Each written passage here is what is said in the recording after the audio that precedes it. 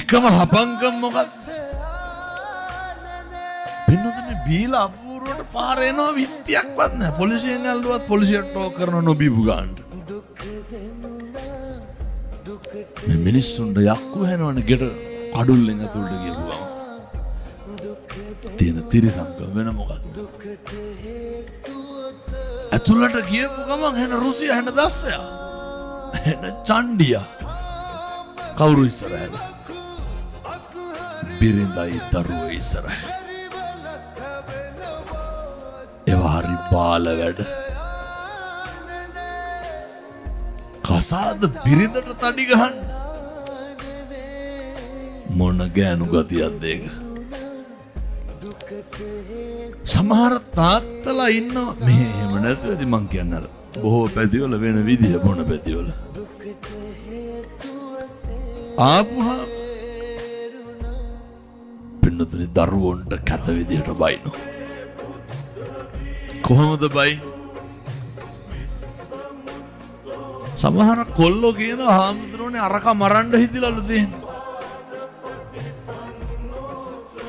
කවුද අරක කියන්නේ? තාත්තා. හේතුව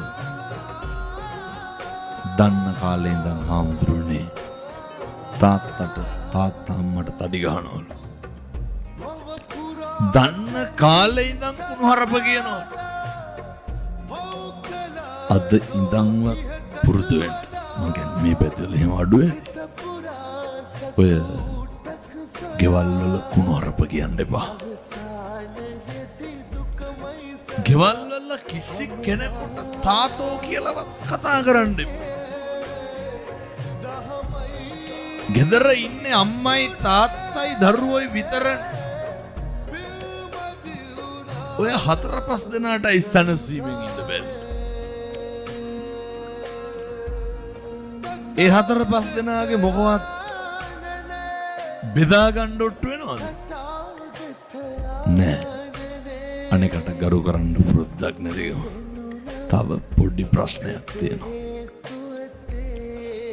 එකට එක කියන එක නවත්තන්න. ගෙවල් වල හරියට එකට එක කියනවා. මම මේ පණිවිඩය දෙනවා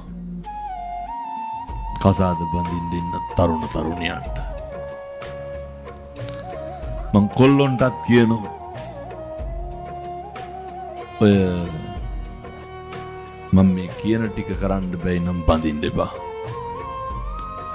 මං තරුණියන්ටත් කියනවා මම මේ කියන ටික කරන්න බැයි නම් බඳින්න එපා. ඔය යරම කන්දර යාළු වෙලා ඉන්න කාලේ පුරුදු වෙන්න අනෙකට ගරු කරන්න. වෙනදින විශ්වවිද්‍යාලයට යනකොට උසස් පෙළ විශ්වවිද්‍යාලෙත් එහෙම පුදුම විදිහට යාළු වෙලා ඉන්න කපල් කොල්ලෝ කෙල්ලෝ කුණුහරුපෙන් බැන ගන්නවා. මේ තව බැඳලත් නෑ. මරණට පින්නදින බැඳොත් එහෙම පුදුම විදිහට මම මේ හැම කෙනෙක්ගෙම අහන්නේ ඔය ජීවිතේ වැඩිපුරම සැක කරේ අපිවද අනුන්වද? කවද්ද කියන්න බාන්න ඔයත්තුම සැක කරපු දවසක් තියෙනවා. අපි සැක කරන්නේ කවුද? අපි සැක කරන්නේ අනේකව. මොකටද පින්නතුනේ අනුන් සැක කරලා අපි කුලප්පු වෙන්නේ? වෙන කාගේවත් චර්යාවක් ගැන සැකෙන් බලලා කාගේද ලේ ටික පිච්චෙන්නේ? මොකටද? ඒ නිසා ජීවිතේ අනේකට ගරු කරන්න බැරි නම් කසාද බඳින්න එපා. අනේකට ඇහුම්කම් දෙන්න බැරි නම් කසාද බඳින්න එපා. අනෙක පිළිගන්න කැමති නැත්තම් දැන් ඔය ගෙවල් කවදාවත් හොඳක් කියනවද?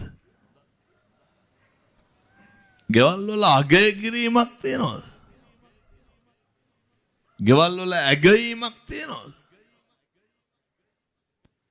කිසි දෙයක් නැහැ. මම බොහොම කරුණාවෙන් දේශනා කරන්නේ මේ පින්නතුන්ට. කාලෙකින් හම්බෙච්ච මනුෂ්‍යාත්ම භාවය තුල වචනකින්වත් පවුනම් කරන්න එපා.